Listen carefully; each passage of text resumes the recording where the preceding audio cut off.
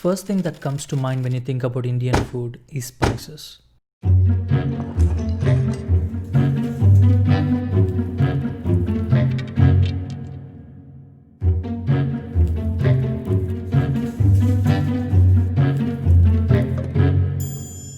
Alright, lots of spices.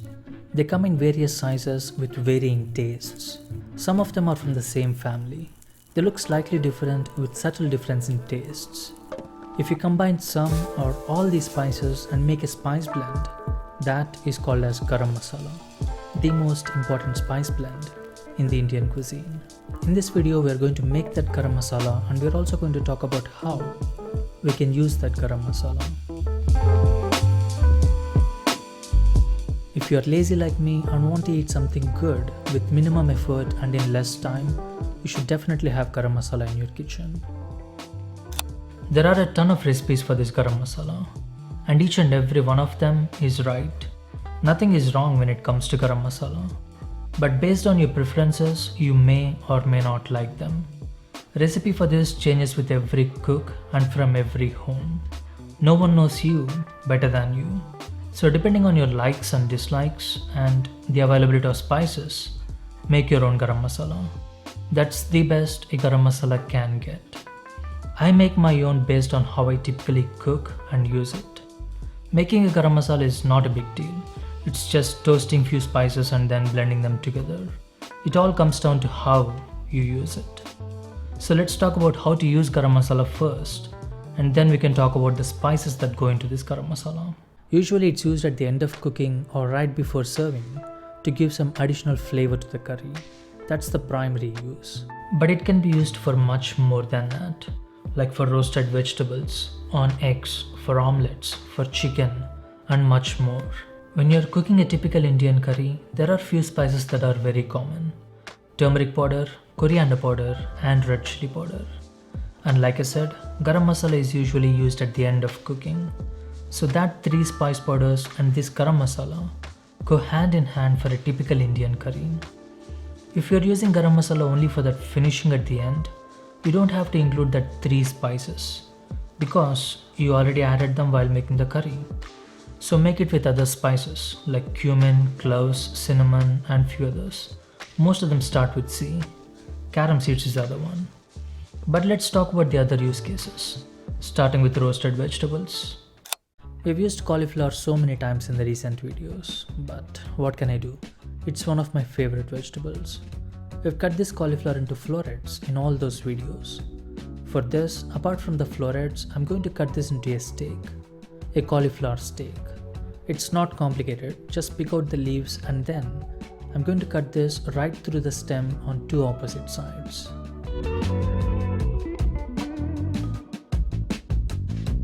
And that kinda looks like a tree. It's going to be delicate, handled with care. I'm going to make florets with the rest of this cauliflower. I'm using carrots and broccoli as other vegetables because that's all I have.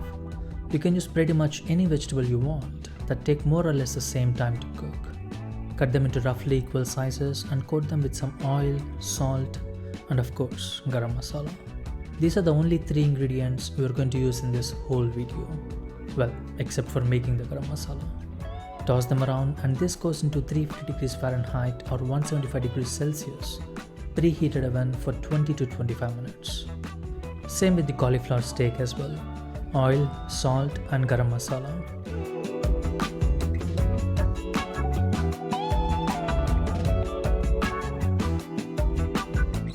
Goes into the oven for 20 to 25 minutes. Turn it on the other side after 10 or 15 minutes. Move the other vegetables as well. And you just made dinner with 5 to 10 minutes of work. That cauliflower steak is going to be extra delicate after it's cooked, so handle it with extra care. The garam masala crust on this adds a lot of flavor and this was absolutely delicious. And of course, the other vegetables are also good. A sunny side up egg. Crack the egg, cover the pan with a lid so the white part cooks before the bottom burns. Transfer it to a plate, then salt and garam masala. And that's gone in 2 bites. Good breakfast. For the omelette, add some salt to the eggs, whisk and add it to a buttered non-stick pan.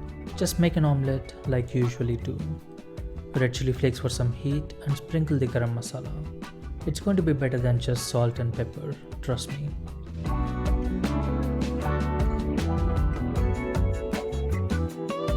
Maybe some finely chopped cilantro as well.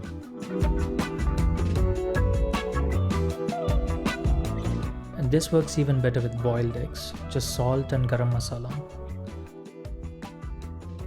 You can use this garam masala with meats as well. All I have is chicken breast for now. Rub some oil, salt and garam masala on both the sides, pat it so that the garam masala sticks to the chicken, and this goes into 400 degrees Fahrenheit or 200 degrees Celsius oven for 15 to 20 minutes or until the internal temperature reaches 155 degrees Fahrenheit. That garam masala crust on the chicken is going to be really good. I'm sorry it's out of focus, but taste wise this was so good. These are just few ideas on how you can use garam masala. This can be used with almost everything. This is like an all-purpose spice blend. I think you're expecting a recipe for this garam masala. Like I said in the beginning, the best garam masala you can have is the one you make. Make it according to your taste. That's the best it can get. But most of you may not know the taste of all the spices. That's for another video another time. If you need some kind of a template for this garam masala, here is my version. Instead of reading out all the spices I'm using, I'm going to put them on the screen. Well, it's already there on the screen and in the description box as well. Based on the size of the spices, these are toasted individually and then blended together. But let's be real, you're not going to toast these individually. So this is how I do this. I start with the larger ones that take longer time to toast, like coriander, cinnamon, black cardamom. Toast them for a couple of minutes and then I add the smaller ones like cumin and cloves.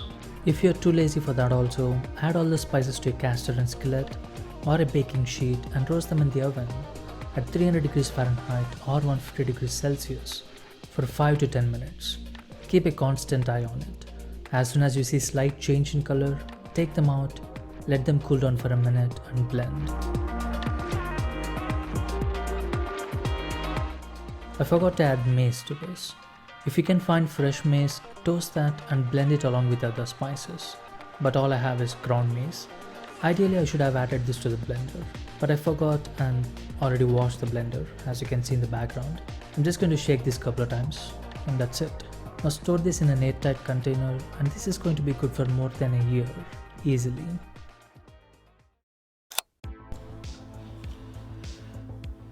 And that's it. There is nothing groundbreaking here. Just toast the spices and blend them. If you follow this exact same recipe, you'll get the garam masala I like. I don't want to describe the taste of this, so you'll know what you're getting into. If you taste just this garam masala, you'll get the sweeter notes first, and then it kicks you in the back of your throat. Sweeter notes because of the cinnamon, cardamom and fennel, and spicy at the end, mainly because of the pepper, black pepper and red chilies. I like spicy foods, that's why I added more red chilies. If you're not a fan of spice, reduce the quantity or totally skip them. This is my version of garam masala. You don't have to follow this exact same recipe. Make changes according to your spice tolerance and taste. Nothing is worse than bland vegetables. You can use just salt and pepper, but you have got to try this with the garam masala. It's a totally different flavor and you have to try this to find out that taste. And that cauliflower steak was so good. That alone can be a dish if you add something more to it. And the chicken was really good and so easy. These are just few ideas. You can use this with almost everything. Use your own combination of spices and make your own garam masala. There are like a million combinations. All of them are going to be different, but none of them are wrong. If you're just exploring Indian food and don't want to buy all the whole spices, just buy store-bought garam masala and use it until it lasts. Once you're done with that, make your own. But once you open that store-bought package, transfer all the contents into an airtight container, and that should be good for at least 6 to 9 months, even if you don't cook Indian food that often. It's winter and you need some heat in your body. Garam masala gives you that. So try this and make some good roasted vegetables with just salt and garam masala and some oil, some kind of fat. If you are lazy like me, you definitely need this new kitchen. With just 5 to 10 minutes of active work, you can make whole dinner that tastes good. It cannot get any simpler than that. Some of the best dishes are so simple. You can make many such dishes with garam masala. That's it for today, guys. I hope that was helpful. Now go make your own garam masala. If you want to know basics about Indian food, I made a video about that by breaking down Adam Ragusia's video. Check it out right there. Other than that, subscribe if you're new here, if you're already subscribed. Thank you, and I'll see you next time.